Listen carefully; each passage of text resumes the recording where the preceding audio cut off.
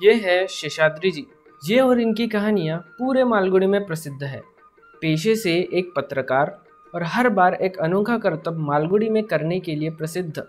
इन्होंने बचपन से ही बांसुरी वादक बनने का ठान लिया था। बहुत मेहनत की थी और बन भी जाते, मगर कुछ कारणों से बन नहीं पाए। इस एक बारे में मैं आपको आगे के एपिसोड्स में बताऊंगा। चलते हैं आज के एपिसोड की तरफ। एपिसोड की शुरुआत होती है एक चेयरमैन को लेकर जो मालगुडी में चुनाव जीत जाता है। फिर बात शुरू होती है घर बनाने की। शेषाद्री जी कहते हैं कि घर बनाना आसान नहीं है। वो कहावत नहीं सुनी, घर बना के तो देखो, बेटी की शादी करके तो देखो। भाई साहब कहते हैं कि आप विनायक स्ट्रीट से न्यू एक्सटेंशन के शानदार मकान में चले गए, वो भी तब जब मैं 3 महीने के लिए कुंभम चला गया था। शेषाद्री जी कहते हैं, आपको क्या लगता है कि मामूली न्यूज़पेपर रिपोर्टर के लिए एक घर बनाना आसान है? उस अंग्रेज़ को हटाना पड़ा। दूसरे भाई साहब कहते हैं, क्या मतलब है आपका?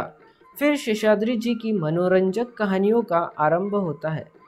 इस एपिसोड में शेषाद्री जी का नाम नटराज है, मगर मैं उनको शेषाद्री जी ही बुलाऊंगा। मालगुडी में कई सालों तक लोगों को पता नहीं था कि म्युनिसिपैलिटी नाम की एक चीज़ है। फिर सीन आता है शेषाद्री जी के फ्लैशबैक में। कुछ लोग नारे लगा रहे थे, अंग्रेज़ों भारत छोड़ो। इससे हमें ये पता चलता है कि उस समय भारत आज़ाद नहीं था। उन दिनों स्वामीनाथन नामक एक कंबल के व्यापारी थे जो अंग्रेज़ों को कंबल बेच के मालगुडी के सबसे अमीर व्यक्ति बन चुके थे। फिर सीन आता है स्वामीनाथन के ऑफिस में, जहां एक भेड़ों का चरवाहा स्वामीनाथन से उनके ऊपर 1 रुपये बढ़ाने की मांग करता है, मगर स्वामीनाथन उस पर रोब जताते हुए उसको मना कर देते हैं। कहते हैं, पूरे मालगुडी में मैं ही एक व्यापारी हूँ जो तुम्हारा ऊन खरीदता हूँ, तुम्हें तो मेरा एहसान मानना चाहिए। फिर थोड़ी देर बाद वहाँ पर एक अंग्रेज़ों का गुलाम पुलिस वाला आता है जो भारतीय था। उन अंग्रेज़ों के लिए 1000 कंबल की मांग करता है। स्वामीनाथन मान जाते हैं और वो भी उस पुलिस वाले से विनती करते हैं कि अब उसके कंबल पर भी 2 रुपये बढ़ा दिए जाए। जो हाल उस भेड़ों के चरवाहे का था, वही हाल स्वामीनाथन का था। फिर भारत के आज़ादी के बाद मालगुडी में एक अनाउंसमेंट होती है कि म्युनिसिपैलिटी की पुनर्स्थापना हो और एक अध्यक्ष भी चुना जाए ताकि आज़ादी का जश्न मनाया जा सके। और उस चुनाव में स्वामीनाथन, नारायण, राममूर्ति खड़े होते हैं। स्वामीनाथन भाषण देते हुए कहते हैं, आज़ादी के पहले से ही अंग्रेज़ों से मैं अपने तरीके से लड़ रहा था। मैंने तो गरीब जुलाहों की, चरवाहों की मदद की है। देश के आज़ादी के आंदोलन में भाग लिया है। मैंने देश के लिए बहुत कुछ किया है। आप मुझे ही चुनिए। फिर मालगुडी में शुरू होती है नारेबाजी चुनाव के लिए। स्वामीनाथन पूरे मालगुडी में प्रचार करते हुए लोगों को मिठाई बांट रहे थे। आजकल पैसे बांटे जाते हैं, उन दिनों मिठाई बांटी जाती थी। वहीं पर कुछ बच्चे मस्ती में पटाखे जला रहे थे। फिर सीन आता है म्युनिसिपैलिटी सभा भवन में, जहां स्वामीनाथन जी चुनाव जीत जाते हैं और उन्हें बधाई दी जाती है। वहीं पर अपने शेषाद्री जी भी होते हैं, पेन और पेपर पकड़े हुए। शेषाद्री जी बधाई देते हुए उनसे पूछते हैं, चुनाव जीतने के बाद आपने मालगुडी के उन्नति के लिए क्या योजनाएं बनाई हैं? स्वामीनाथन जी कहते हैं, बहुत सारी योजनाएं हैं, मगर मेरी पहली सबसे बड़ी योजना मालगुडी के हर गली रास्ते के नाम का राष्ट्रीयकरण करना। फिर मालगुडी के सारे रास्तों पर से अंग्रेजी नाम हटाकर स्वदेशी नेताओं के नाम रखे जाते हैं। म्युनिसिपैलिटी सभा भवन में लोग महात्मा गांधी जी के नाम के लिए लड़ाई कर रहे थे। स्वामीनाथन जी कहते हैं कि 3 रास्ते का नाम हम महात्मा गांधी रोड रख सकते हैं और बाकियों को दूसरे नेताओं के नाम देते हैं, मगर एक ही नाम के 3 रास्ते। पोस्टमैन किसी और की चिट्ठी किसी और के घर पर दे आता है। फिर सीन आता है शेषाद्री जी और स्वामीनाथन जी का म्युनिसिपैलिटी सभा भवन में। शेषाद्री जी कहते हैं, आपने 3 गलियों का नाम एक ही महात्मा गांधी रखा है।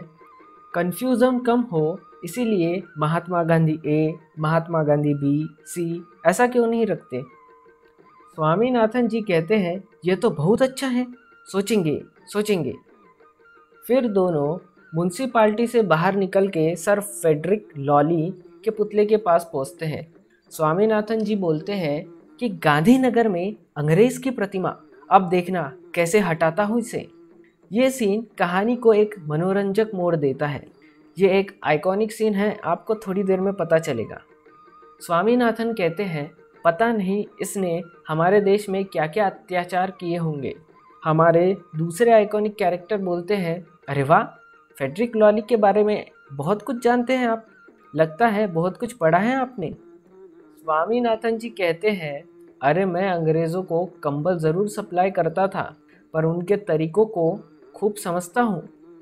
उसके बाद दो लोग फेडरिक लॉली के पुतले के पास बैठे फेडरिक लॉली को बुरा भला कहते हैं, उसे नीचे उतारने की कोशिश करते हैं, मगर उसका वज़न इतना भारी होता है कि वो उतरता नहीं।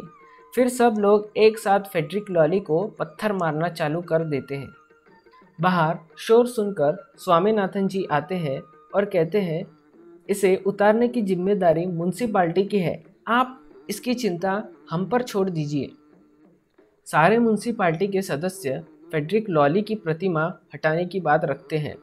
अब फेडरिक लॉली की प्रतिमा के बारे में बात करूँ तो 6 टन से भी ज़्यादा भारी पीतल से बनी हुई है। इसे निकालना बड़ा ही मुश्किल है। अगले सीन में स्वामीनाथन जी फेडरिक लॉली को हटाने के टेंडर्स पढ़ते हैं, जिसमें से एक 70,000 का, दूसरा 60,000 का और सबसे सस्ता 50,000 का होता है। मगर म्युनिसिपालिटी के लिए इतना खर्चा उठाना मुमकिन नहीं।